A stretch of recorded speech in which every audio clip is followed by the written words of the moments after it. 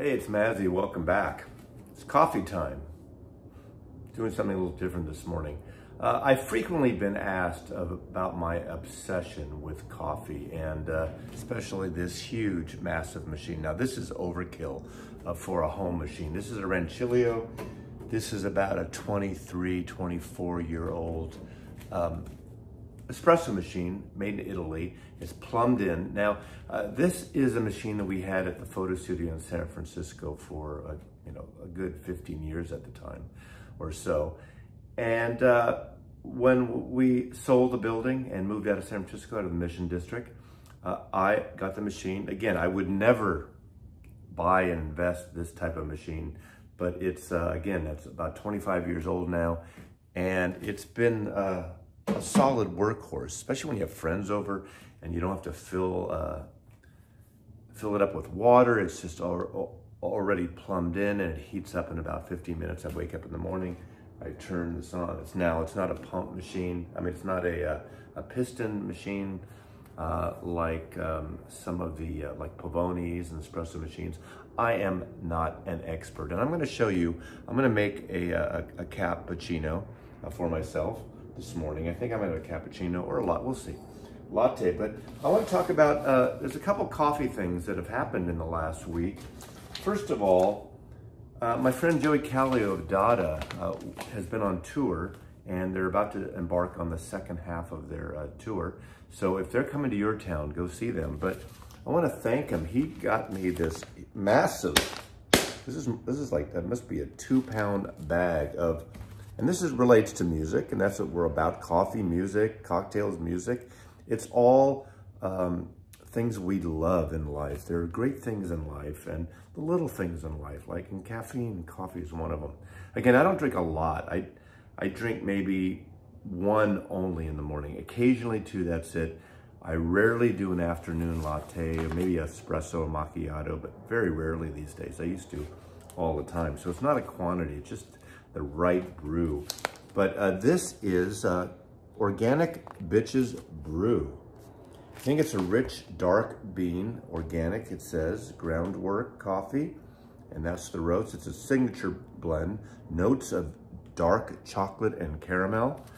I've never had this, I've never heard of it.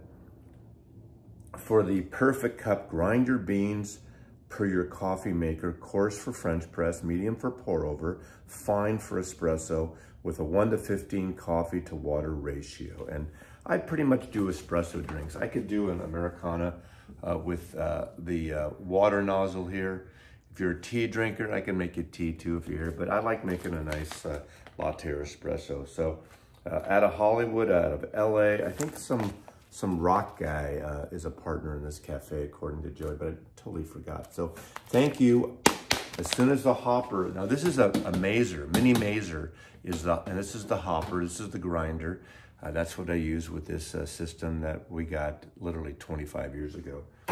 And I had to get the pump replaced once and the switch once. So considering it's 25 years old, I think it's had 3 service times in 25 years. And Coffee Dave has come over and helped me change out the gasket. Actually, he's done it. I watched him. But thank you for this. The other thing, now, if someone is out there that knows about this, please reach out. Now, don't take credit if you didn't do it. Amazon a few days ago delivered a package with 2 books. There was no gift card, no note. I have no idea who sent me these. How to Make the Best Coffee at Home. This is a cool looking book. This is by James Hoffman, best-selling author of the World Atlas of Coffee. And they also sent me his book, The World Atlas of Coffee. I quite like this little book, and it goes through temperature, and it's really important. My friends Coffee Julie and Coffee Dave really explain things to me, and I know enough to get myself in trouble. But it talks about essentials for great coffee making at home, and I have a little obsession with it. The best water for brewing thing, and you know, you have to set your grinder depending on the beans. Each bean will need a different grind. Again, I am not an expert. There's So many experts on YouTube, but I'm a fan of coffee experts on YouTube, so go seek them out for real in-depth history and how to make the perfect cup and what to use. And it depends what you like, you know. Some people just like a nice drip. But look at these beautiful machines. A lot of them are Italian, not all of them. There are some American companies that do custom work here. It talks about steaming the milk.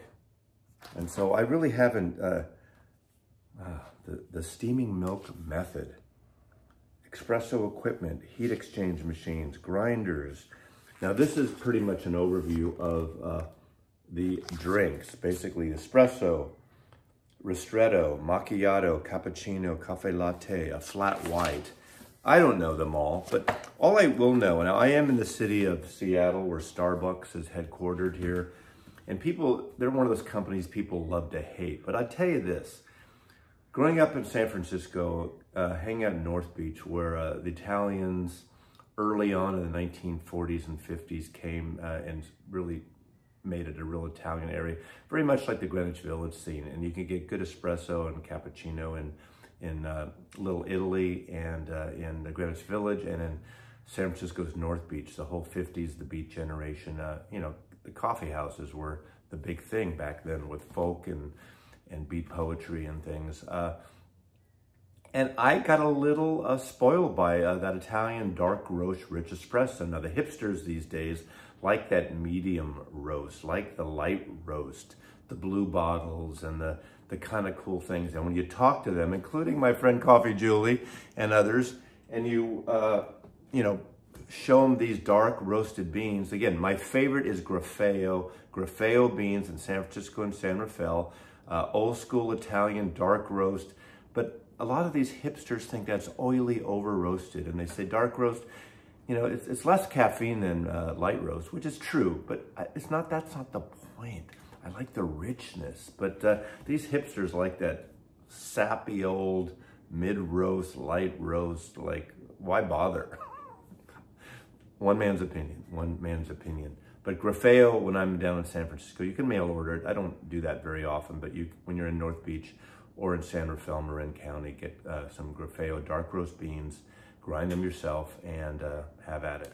As I was saying, Starbucks, the greatest thing about Starbucks, they came out of, there was Peet's Coffee out of Berkeley, and they were kind of, I think the guy that started Starbucks worked with Peet's, and of course Starbucks exploded. But I remember in the 70s even, going to Los Angeles, and you'd order a cappuccino or a latte, and it would be in this glass cup with whipped cream and a cinnamon stick, and that's not a cappuccino, that's not a latte. They didn't understand how to do good coffee everywhere. Aside from just a drip thing, they couldn't do Italian espresso drinks. No one really could. I mean, you'd have to drive, you know, far and wide to find great Italian espresso drinks. But coffee changed when Starbucks expanded. Even though they're on every other corner, around every other block, in every other country and city in the world, at least they standardized what you could get. You might order one of those silly, you know, half-cap decaf over-topped drip with ice cream and a melting thing and a macchiato with a scoop of this and those silly drinks that they offer.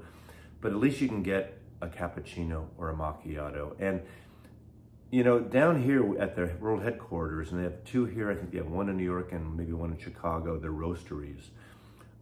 They have the better beans. So if you, you know, the beans you get at the Starbucks off the side of the I-5, the interstates, they're okay, but they're not the great roastery beans. Again, I'm being snooty, but you get a little spoiled when you taste some good coffee. So I'm gonna make a coffee drink here. And, you know, this is sitting here. You leave it in here so it's warm. I heated it up. Gotta grind the beans in the hopper. Now, even the temperature, the weather, the humidity can change the grind. So you have to get it just right. And sometimes when you change beans, you have to experiment a little bit, and it might not always be right. You might waste some beans, unfortunately. But I kind of got it together because there's only a certain beans I usually use. If I'm out of beans from one of my specialty places, I'll just get Pete's French roast, whole beans, and I get those at most of the supermarkets these days, and that's my good sort of backup. It's a rich, nice French roast, dark roast, or the Italian roast. I think the French roast is actually a little darker. So you tamp this down. I'm gonna put it here.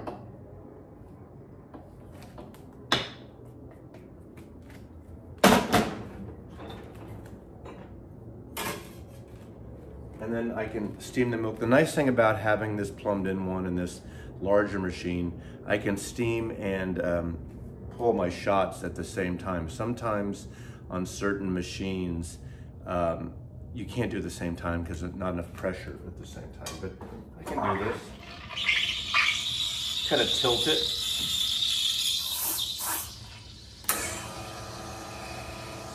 And these are not timed shots. Some people time them. Some people take the temperature on them. You want to slow up. This probably should be, it's probably a little too loose now. The grind was too loose. This is not a perfect shot.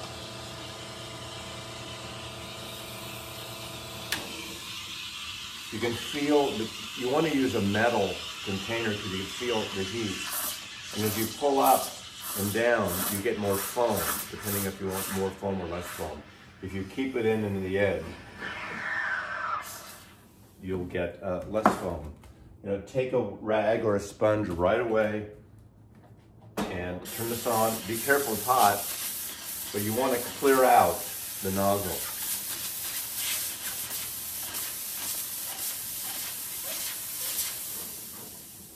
Now, I'm not one to do special faces and animals and leaves and the face of Jesus on my milk thing. You want to tamp it down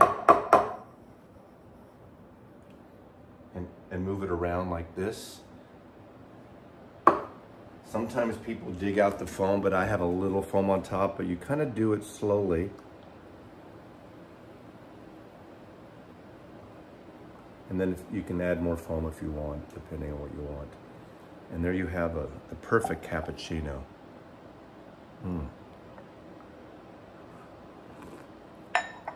I don't know if you can hear that in the background, but my air purifier kicks in after I make coffee, espresso in the morning, because of the beans and the steam and everything, and it kicks in for about a minute or 2 minutes and just kind of sucks all the shit out of the air. So let's play some music.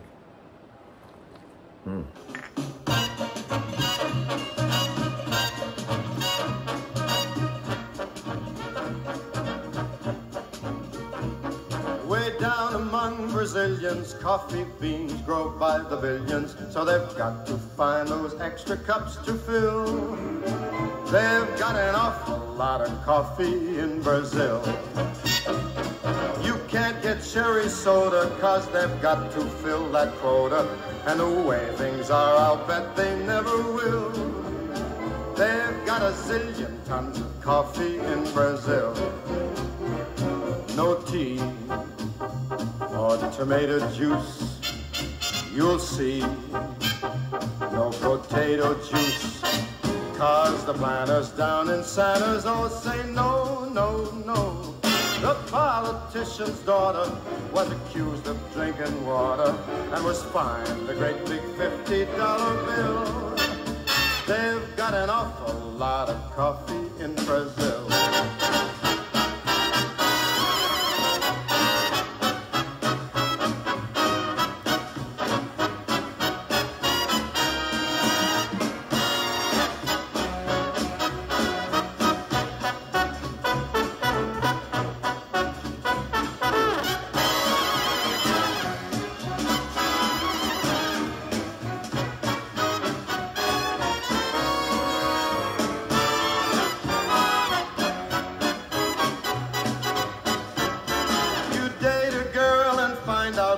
She smells just like a percolator. Her perfume was made right on the grill.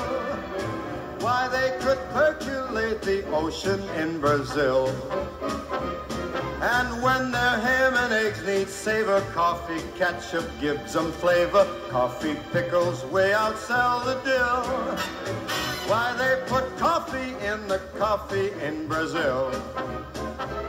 No tea, no tomato juice, you'll see. No potato juice. The planters down in Santa's all say no, no, no. So you head to the local color, serving coffee with a crawler. Dunkin' doesn't take a lot of skill. They've got an awful lot of coffee.